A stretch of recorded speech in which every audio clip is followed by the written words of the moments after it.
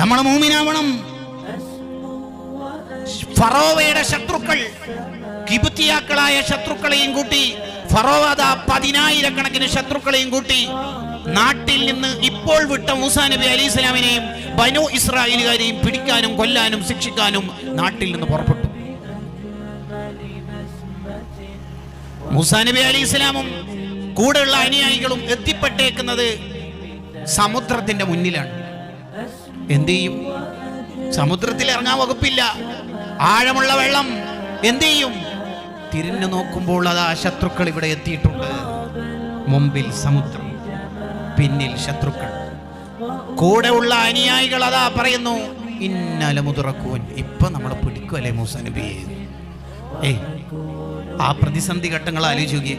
ഇപ്പൊ നമ്മൾ പിടികൂടും, എന്ത് ചെയ്യും? അന്നേരം മൂസാ നബി അലൈഹി സ്വലാം എന്താ ചെയ്തത്? ഉടനെ വാട്സപ്പിന്റെ സ്റ്റാറ്റസ് എടുക്കുന്നു, മൂഡ് ഓഫിന്റെ ഇമോജി ഇടുന്നു, കരിയുന്ന 2 ഐക്കൺ ഇടുന്നു. ഇതാണോ പരിപാടി? അല്ല, പിന്നെന്താ ചെയ്യണത്? ഇല്ല ഇല്ല, അങ്ങനെ ശത്രുക്കളൊന്നും നമ്മളെ പിടിക്കും. ശത്രുക്കൾ ഇവിടെ എത്തിയില്ലേ, മുമ്പിൽ സമുദ്രല്ലേ, എന്ത് ചെയ്യും?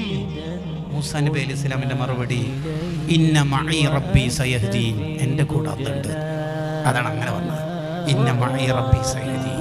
കടൽ ഒഴുകണോ വേണ്ടി ഒന്ന് തീരുമാനിക്കുന്ന റബ്ബിന് കടൽ ഇപ്പോൾ 2 കഷ്ണമാവണമെന്ന് തീരുമാനിക്കാൻ ഇപ്പൊ എന്ത് പ്രശ്നം? ആവണം 2 കഷ്ണം. മൂസാ നബി പോയി തീർന്നിട്ട് മതി ബാക്കി.